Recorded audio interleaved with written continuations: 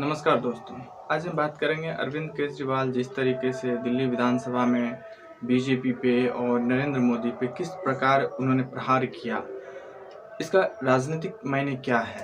पहले तो कुछ दिन पहले तक न ही अखिलेश यादव बोलते थे, न ही ममता बनर्जी बोलती थी और न ही अरविंद केजरीवाल बोलते थे। ये एक अलग बात है कि अरविंद केजरीवाल नहीं बोलते थे, लेकिन उनके जो प्रवक्ता है संजय सिंह, जो राज्यसभा सांसद हैं आम आदमी पार्टी के, वो बोलते थे और वो बैक फुट पे नहीं फ्रंट फुट पे खेलते थे। मोदी का हो, बीजेपी का हो, उन्होंने हमेशा विरोध किया हो। लेकिन इसका भी एक अपना राजनीतिक मायने है कि आखिर किसी पार्टी का सुप्रीमो जैसे अरविंद केजरीवाल वो चुप्पी साधे हुए थे। लेकिन अचानक क्या हुआ कि उन्होंने दिल्ली विधानसभा में इतना तक कह दिया कि इस सदी के सबसे भ्रष्ट पीएम प्रधानमंत्री यदि कोई है तो वो मोदी है। इस सदी के सबसे कम पढ़े लिखे व्यक्ति कोई प्रधानमंत्री है तो वो नरेंद्र मोदी है। और उन्होंने तो यहाँ तक कहा कि यदि अडानी को मोदी बचा रहे हैं और यदि अडानी का बचाव भारतीय जनता पार्टी कर रही है तो इसका सीधा सीधा मतलब है कि अडानी का जो पैसा है वो अडानी का पैसा नहीं है, वो बेसिकली मोदी का पैसा है। उन्होंने एक प्रसंग उठाते हुए, मुझे नहीं पता इसमें कितनी सच्चाई है, पर उन्होंने एक प्रसंग उठाते हुए यहाँ तक भी संकेत किया कि हमें एक भाजपा के बड़े नेता ने बताया है कि जो मोदी जी क्यों इतना उस अडानी का बचाव कर रहे हैं। दरअसल अडानी का जो पैसा है वो अडानी का है नहीं, वो मोदी का पैसा है। ये एक अलग बात है और इसकी अपनी एक अलग महत्व हो सकती है। लेकिन सबसे बड़ी बात है कि आखिर अरविंद केजरीवाल ने पूरे माहौल को क्यों लूट लिया।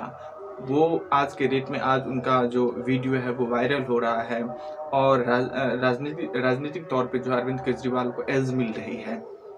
इसका क्या मायने हैं आगे। जिस तरह से अब कर्नाटक का चुनाव का अनाउंस हो गया है, 10 मई को कर्नाटक में चुनाव होंगे और 13 मई को उसके चुनाव का घोषणा होगा, रिजल्ट आएगी। फिर उसके बाद राजस्थान हो, मध्य प्रदेश हो, और फिर जैसा कि हम लोग जानते हैं 2024 के मार्च अप्रैल में लोकसभा का चुनाव होगा।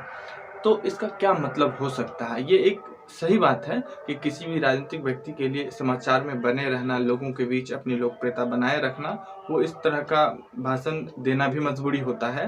लालू प्रसाद यादव भी अपने समय में किया करते थे। ये एक शैली है और जिस शैली में अरविंद केजरीवाल महारत हासिल है, उन्हें इस चीज़ में डिग्री हासिल है। लेकिन जिस तरीके से अब यदि इसको हम चुनाव में वो किस तरीके से इस मुद्दे को भुना पाएंगे और इसका क्या राजनीतिक लाभ ले पाएंगे, इस पे यदि हम जाएं तो सबसे बड़ी बात है, क्या आम आदमी पार्टी कर्नाटक में भी चुनाव लड़ेगी? जी हाँ, बिल्कुल। जैसा कि आम आदमी पार्टी ने हाल के ही दिनों में 1-2 दिन पहले उन्होंने घोषणा किया है कि वो कर्नाटक के सभी विधानसभा सीट पे चुनाव लड़ेगी। तो इसका क्या मतलब हो सकता है, जबकि उसका कोई वहाँ पे कैडर नहीं है, कोई सोशल बेस नहीं है। इस बार पहली बार कर्नाटक में आम आदमी पार्टी एंट्री करेगी और वहाँ पे वो चुनाव लड़ेगी। तो क्या वो गुजरात की तरह ही कांग्रेस का वोट काटेगी, एक बुटकटुआ पार्टी की ही बन के रह जाएगी कर्नाटक में भी आम आदमी पार्टी? ये सोचने वाली विचार है। ये एक बहुत बड़ी राजनीतिक परिदृश्य में चर्चा का विषय बना हुआ है कि आखिर जिस तरीके से आम आदमी पार्टी ने गुजरात में कांग्रेस का वोट काटा और न वो खुद एक मजबूत विपक्ष के तौर पे वहाँ उभर के सामने आई, और न ही जो सिचुएशन पहले या जो पोजीशन पहले कांग्रेस रखी हुई थी, न ही वो पोजीशन कांग्रेस भी ही रख पाई। क्योंकि obvious सी बात है, कांग्रेस का वो वोट काट ली, जिसके वजह से जो बीजेपी के विरोध में वोट था वो 2 जगह बट गया, तो बीजेपी को बढ़त मिल गई। यही घटना सेम टू सेम संभवतः हो सकती है कर्नाटका में।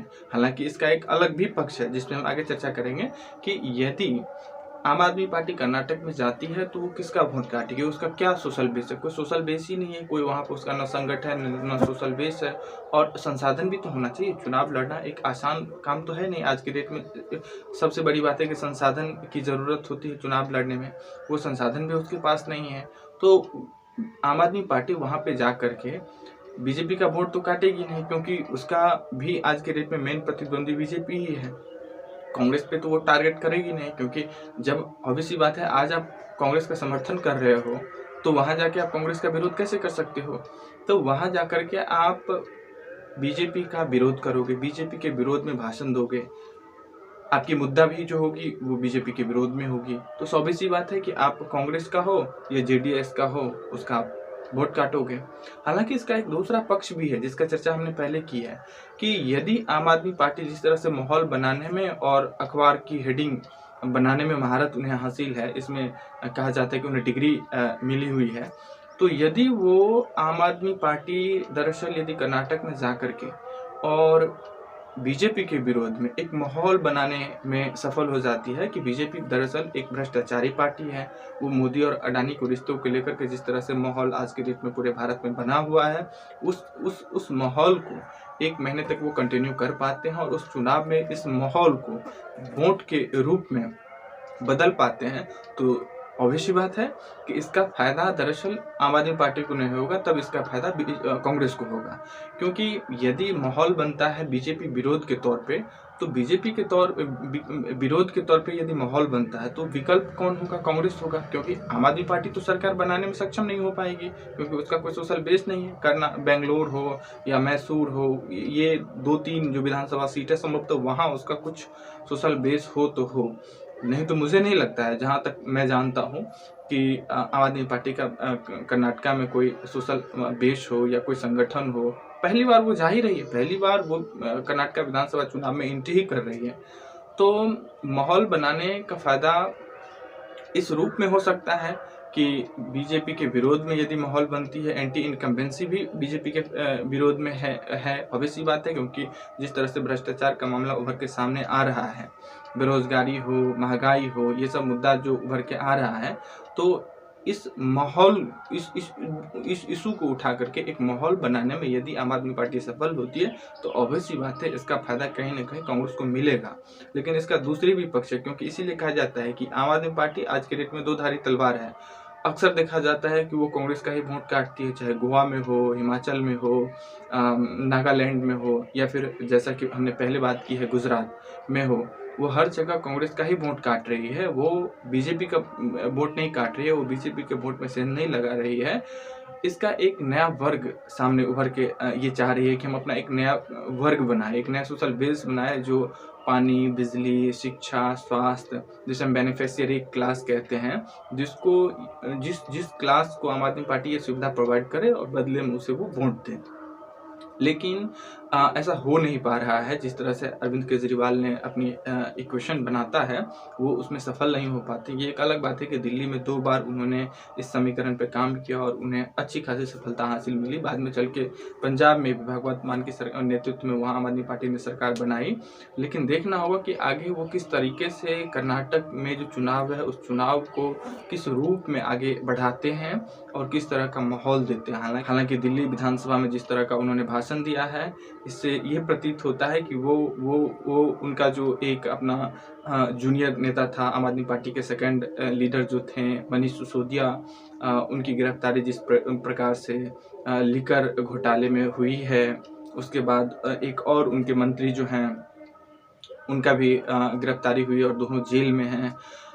इस मायने में केजरीवाल हालांकि डरपोक किस्म के हैं। उन्हें उस वक्त कहना चाहिए था कि आप केजरीवाल को उस वक्त कहना चाहिए था कि आप सिसोदिया को गिरफ्तार नहीं करो, आप मुझे गिरफ्तार करो। क्योंकि दरअसल केजरीवाल अभी तक तो बचे ही हैं, संभवतः आगे भी बच जाएंगे, क्योंकि उनके पास कोई विभाग ही नहीं है। वो इस मायने में, मैंने पहले ही कहा कि इस मायने में वो बहुत ही चालाक और बहुत ही बुद्धिमान व्यक्ति हैं कि जब मेरे पास कोई डिपार्टमेंट ही नहीं होगा, कोई मंत्रालय ही नहीं होगा, तो मैं फंसूंगा कैसे। तो उनका शायद ये भी एक रणनीति हो सकती है कि जब तक मैं सेफ हूँ तब तक ये पार्टी सेफ हुआ है। इसीलिए ये एक तरह की रणनीति के तहत उन्होंने खुद को सेफ बनाए रखा और बाकी जो डिपार्टमेंट है वो जो बाकी और जूनियर लीडर हैं उनको वो हैंड ओवर किया था। तो उनके जो मंत्री एक पर एक गिरफ्तार होते जा रहे हैं और भ्रष्टाचार का आरोप आम आदमी पार्टी पर लग रहा है। जिस प्रकार से आम आदमी पार्टी ने एक भ्रष्टाचार के विरोध में ही अन्ना आंदोलन से उत्पन्न हुई थी और खुद उस पर भ्रष्टाचार का आरोप लग रहा है, तो यही वजह है कि ये खुन्नस भी हो सकती है आम आदमी पार्टी की मोदी सरकार पे, बीजेपी सरकार पे। लेकिन देखना होगा कि आगे कर्नाटक में वो किस प्रकार से इसका फायदा ले पाती है, या फिर वो बीजेपी को डैमेज करती है, या फिर वो वहाँ पे कांग्रेस का बी टीम बनके कांग्रेस को सपोर्ट करती है। देखना होगा, हम लोग सब देखते ही रहेंगे। और इस तरह से कर्नाटक विधानसभा चुनाव को या भारतीय राजनीतिक परिदृश्य की समकालीन घटनाओं पे त्वरित न्यूज़ पाने के लिए प्लीज़ इस चैनल को लाइक करें, सब्सक्राइब करें।